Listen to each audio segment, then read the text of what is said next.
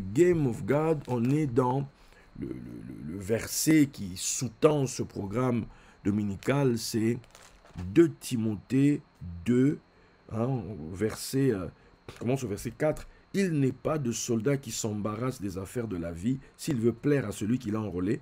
Et l'athlète n'est pas couronné s'il n'a pas combattu suivant les règles, mes très chers amis.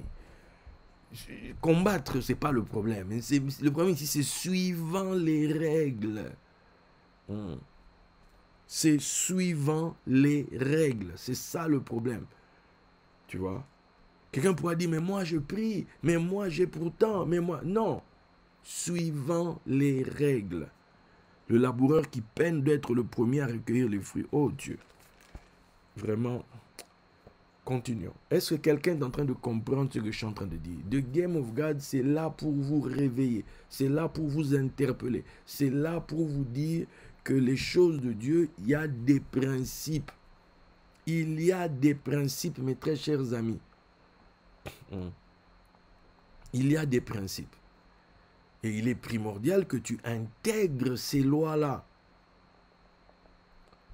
Il est important, parce que tu peux te retrouver, tu vois, on nous dit dans un texte dans Matthieu, ça commence à venir comme ça, allons-y seulement. Dans Matthieu, where are you Matthieu, lui là, Matthieu vient par ici, Matthieu, arrête de te cacher, Matthieu, on te cherche. Où est ce texte? Je suis en train de le chercher, mes très chers. Voilà, on y est. Matthieu 7, 21. Ceux qui me disent Seigneur, Seigneur, n'entreront pas tous dans le royaume des cieux, mais seulement... Est-ce que vous voyez? Mais seulement celui qui fait la volonté de mon Père qui est dans les cieux.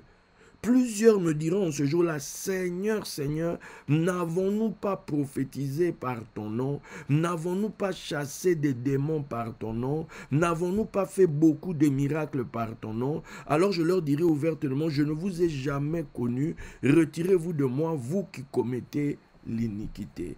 Très chers amis, voici 3 choses qui sont en vogue dans le monde chrétien.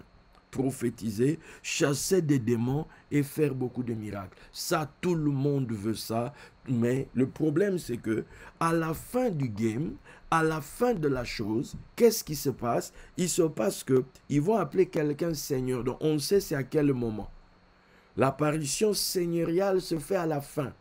Et le problème maintenant c'est qu'à la fin on va te dire, non tu ne vas pas entrer dedans. Et toi, et tes prophéties, et toi, et tes miracles, et toi, et tes quoi, et tes chassés des démons. C'est-à-dire, aller faire des culbutes quelque part, aller faire du sport, aller faire quelque chose, somewhere, quelque part, trouve-toi un endroit où des gens vont apprécier tes talents. Mais ce qui est sûr, tu ne seras pas à l'endroit où cette chose voulait que tu sois. Est-ce que vous comprenez? Donc ne te laisse pas tromper par les prophéties. Ne te laisse pas tromper par je fais des miracles. Ne te laisse pas tromper par je chasse des démons. Ce n'est pas ça la priorité. La priorité c'est entrer. C'est entrer. To go inside.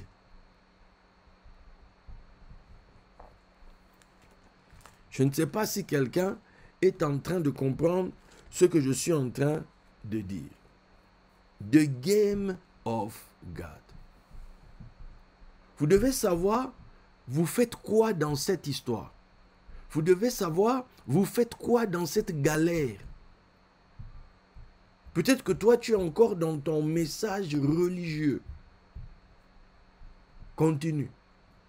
Mais si tu veux que quelqu'un t'aide, essaie d'ouvrir les oreilles, essaye de m'agripper, de me suivre. Pour que tu comprennes, cette affaire dans laquelle nous sommes, c'est quoi? Acte 14, verset 27. Après leur arrivée, ils convoquèrent l'église et ils racontèrent tout ce que Dieu avait fait avec eux et comment il avait ouvert aux nations la porte de la foi. La porte de la foi. La porte de la foi.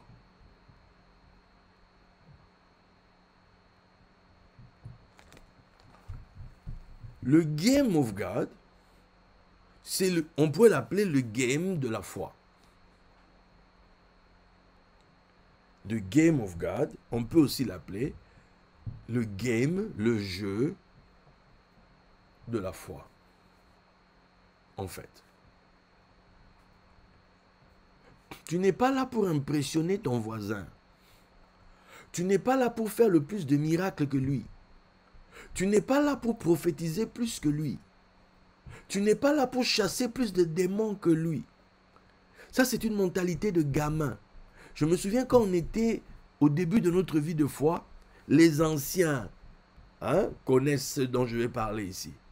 À l'époque des croisades d'évangélisation à Kinshasa. À l'époque, c'était quoi les croisades? Vous arriviez, il y a la louange. Après la louange, bon, il y a les temps d'intercession. Voilà. Mais ça, déjà, les intercessions, il y en a eu un paquet avant. Mais là, musique, on chante, voilà, et puis après, l'homme de Dieu va passer. Et puis, après l'homme de Dieu, prière. Prière de quoi? On chasse des démons, prière de délivrance, on prie pour les malades. Et souvent, c'était comment? Il y avait les groupes des intercesseurs. Les frères Angouya, les frères de puissance, les sœurs, ceux qui, voilà, les intercesseurs. Ceux-là, on les récupère. Ils venaient, l'homme de Dieu priait pour eux, et les envoyait dans la foule, pendant que lui commandait là-bas. Eux aussi, ils allaient imposer les mains dans la foule, prier pour les gens. Mais donc, ce dont je vais vous parler, c'est quoi? C'était que c'était devenu un concours. Tu vois? Genre le nain et l'elfe dans la bataille du gouffre d'Elme là-bas, où ils étaient en train de compter le nombre de personnes qu'ils avaient tuées. Nous, c'était en fait le nombre de gens qui sont tombés. Et on était en mode, ça dit qu'on fait 1, donc lui il a fait tomber 10. Non, moi il me faut que 15. Donc, des concours comme ça en fait. Ça c'est des gamineries en fait. C'est des gamineries de première. Où on fait des concours qui va prophétiser. Maintenant, les prophéties là, ça apporte quoi de plus véritablement? Je ne suis pas contre des prophéties, comprenez ce que je vais vous faire comprendre. Je vais vous donner l'emphase. Si la prophétie elle-même manque l'emphase, manque le but à atteindre, c'est que même le prophète pêche. Même le gars qui a sa prophétie là, il pêche parce qu'il ne voit pas ce qu'il doit voir. Et s'il ne voit pas ce qu'il doit voir, c'est-à-dire que sa lumière n'éclaire pas, n'aide pas les gens, il n'est pas utile. Si on n'a pas le plan général, on ne sait pas ce qu'on est en train de faire. Si vous êtes un chrétien qui actuellement, parce qu'il y a une guerre entre l'Iran et Israël, vous êtes en mode Jésus revient, frère, sincèrement, tu as encore beaucoup à apprendre. Parce que je te signale qu'il y a à peine quelques temps ici, on nous a voulu nous faire croire que pendant le Covid, Jésus devait revenir. C'est-à-dire que c'était souvent reporté, et c'était reporté. Il faut grandir. En fait, on ne sait pas c'est quoi. On ne sait pas on est dans quoi. On ne sait pas, en fait, qu'est-ce qu'on est en train, excusez-moi, de foutre dans cette galère. We don't know. Des gens vieillissent dans cette histoire, d'autres en cours de route. Ah!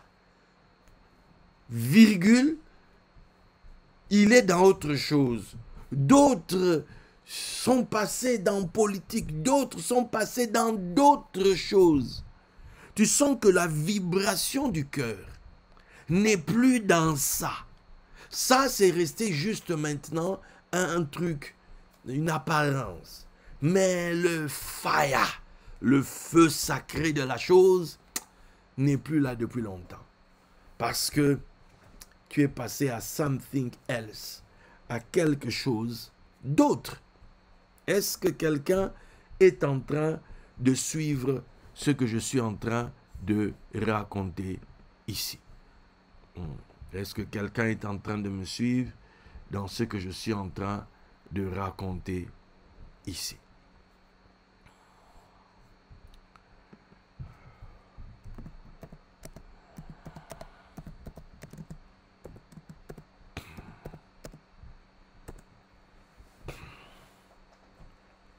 Donc, on est dans quelque chose sans savoir véritablement dans quoi on est. On voit ici que on leur a ouvert la porte de la foi. On leur a ouvert la porte de la foi. Ok. Ok. Maintenant, souvenez-vous du message de la Pentecôte. Souvenez-vous de ce que, vous trouverez les vidéos, où j'ai expliqué qu'en fait, il s'agit de ce fameux mystère de Yosef qui dit, c'est l'Éternel qui ressuscite le pauvre de la poussière, l'indigent du fumier, et qui le fait asseoir sur un trône de gloire. Il le fait asseoir avec les grands, il donne en partage un trône de gloire. Sachez donc, ô maison d'Israël, moi je pourrais dire, sachez donc, ô francophonie, que ce Jésus qui a été crucifié, qui a été abaissé sous les anges, qui a été humilié, ce Jésus, Dieu l'a fait Seigneur, Dieu l'a fait Mashiach, Dieu l'a fait Shem Chai, Dieu l'a fait vivant, c'est-à-dire riche. De riche qu'il était, il s'est fait pauvre, afin que par cette pauvreté, que les gens soient enrichis. Tu vois? Donc, mais est-ce que lui est resté pauvre? Non, il n'est pas resté pauvre puisqu'il a été fait Seigneur. Adam. Il a été fait Seigneur. Donc, c'est important à comprendre, en fait, de quoi il s'agit. C'est important à comprendre. Parce que, maintenant quelqu'un dira, c'est seulement une histoire d'être riche. C'est parce que les gens... Maintenant, on vient sur Terre. Des gens vont à l'école, des gens vont faire des apprentissages, des gens vont se mettre à apprendre un métier, vont se mettre à entreprendre. Dans quel but? Dans le but de prospérer. On nous dit, crois en l'Éternel, tu seras affermi, crois en ses prophètes, tu prospéreras. Que celui de la loi ne s'éloigne pas, tout ça, médite-le jour et nuit afin que tu prospères dans toutes tes entreprises, dans ce que tu vas entreprendre. Ok. Donc il y a une idée de prospérer, voilà. Dans cet univers, dans ce domaine, les choses commencent petites et sont appelées à grandir. Voilà pourquoi il y a des éléments comme la pluie qui viennent. C'est pour donner, voilà, cette force de croissance. Ok. Maintenant, la question est celle-ci. Tu tombes sur... Tu vois, je parle de... comme un arbre, hein, tout ça. Maintenant, on te dit, l'arbre que mon père n'a pas planté sera déraciné. Pourtant, cet arbre-là, c'est un arbre, comme le voisin là-bas, c'est un arbre qui peut-être aussi a produit des fruits. C'est un arbre qui est peut-être productif, mais son seul problème, le seul hic dans cette histoire, que cet arbre-là, ce n'est pas le père de Yeshua qui l'a planté. Et rien qu'à cause de ça, cet arbre va être déraciné. L'arbre va être déraciné. Donc, il y a des tas de gens sur la terre qui sont riches. Le problème, ce n'est pas d'être riche. C'est comment tu es devenu riche. Le problème n'est pas de tomber enceinte. C'est comment cela arrivera-t-il? En fait, toute l'histoire, elle est ici. Comment cela t'est arrivé? Comment, toi là, comment tu es devenu riche? Toi là, explique-nous ton affaire. Toi là, dis-nous, tu es tombé enceinte, ok, comment cela t'est arrivé? Ah non, moi j'ai un homme dans ma vie, comment? Parce qu'en fait, Dieu se cache dans le comment. Dieu ou quelqu'un d'autre. Quelqu'un comprend? Donc, c'est le comment qui révèle la gloire de Dieu. C'est le comment cela t'est arrivé qui doit rester dans ton esprit, le témoignage. Que cette chose, là où je suis là, maintenant, je ne peux pas en vouloir à quelqu'un, non, c'est la faute, non. Moi-même, je sais qu'ici, là, je suis ici, c'est avec Dieu que je suis ici. Mais tu es en prison, hein, oui. Toi, tu appelles ça une prison, mais moi, je n'appelle pas ça une prison. Mais pourquoi? Parce que figure-toi que Dieu est avec moi là-dedans. Ah. Dès le moment où je sors, lui me dit, mais toi, tu pars tout seul. Moi, je reste ici. Dieu reste en prison. Toi, tu es dehors. Tu choisis quoi? Tu choisis de rester en prison avec Dieu ou d'être dehors et de laisser Dieu en prison? Mes amis, vous avez 4 heures. J'arrête le direct ici. Essayez de me répondre assez rapidement, s'il vous plaît, avant minuit. Ça va m'aider, hein, pour que je puisse, voilà. Est-ce que quelqu'un est en train de comprendre? Il a ouvert, Dieu a ouvert la porte de la foi aux nations. Je vous ai déjà dit que la foi, c'est comme un moteur, c'est comme une machinerie. On peut dire qu'il y en a 3. Voici 3 choses qui demeurent: l'espérance, la foi et l'amour. Je vais faire un petit stop ici et on va continuer notre message normalement. L'espérance, la foi et l'amour. Comment obtient-on l'espérance? C'est primordial. Pour moi, je dis que l'espérance, c'est la matière de base. L'espérance, on l'obtient. Pourquoi? Comment? Ben, c'est par l'écriture. C'est en lisant les écritures, en lisant toutes les histoires qu'il y a dedans, tu vois. C'est quand je lis tout ça, puisque toutes ces paroles-là, on les a adaptées en fait à l'humain. Tu vois, on sait très bien que ça a d'autres sens, mais on veut parler le langage des hommes, donc on a humanisé le texte. La parole s'est faite chair. C'est ça, la parole s'est faite chair. La parole qui est esprit, la parole qui n'a pas de forme, cette parole s'est faite chair. Cette parole s'est ancrée, cette parole a pris forme, cette parole s'est mise à notre niveau en fait. Pour que c'est un sens pour nous. Que cette parole ne soit pas barbare pour nous. Cette parole s'est faite chair en notre présence. C'est ça en fait l'histoire. Donc, se faire chair, c'est en fait devenir comme nous. Ça rentre dans notre discours. Tu vois, quand on te dit Abraham, oui, Isaac, Abraham, Sarah, toutes les histoires que l'on raconte là, ton cœur vibre avec ça en fait. Ton émotion est capturée par ça parce que le cœur de l'homme connaît ce qui est dans l'homme en fait. Donc là on parle à ton cœur. Tes émotions humaines sont prises dans toutes ces trames d'histoire. Tu t'énerves avec tel, tu ris avec tel, tu pleures avec tel, tu as du souci quand tu lis l'histoire de tel, quand tu apprends qu'on a jeté Daniel dans la fosse, tu dis Daniel, Daniel. Tu te mets dans tout ça en fait parce que la parole a pris ta forme, la parole se met à ton niveau pour te parler. Donc, c'est quand tu lis tout ça, que petit à petit, quand tu vois les dénouements, quand tu réfléchis sur les trucs, etc., ça te donne quoi? L'espérance.